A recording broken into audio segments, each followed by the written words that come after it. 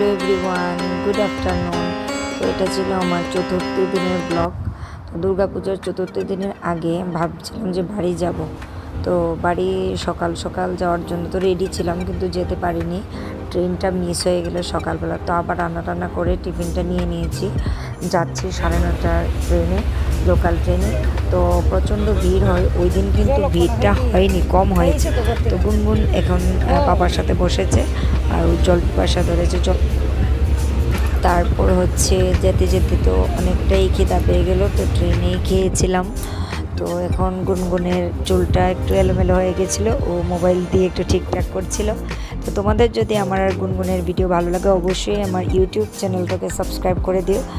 আর হচ্ছে আমরা চলে যাচ্ছি বাড়ি। এসে গুনগুনকে মার কাছে দিয়ে শপিং করব ভাবছি, কিছুই তো কেনাকাটি হয়নি, তো টুকটাক শপিং করবো। হয়েছে প্রচণ্ড ভিড়, দেখি কি পাই, কি কিনতে পারি। চলো পরবর্তী ভিডিও আপলোড দিই।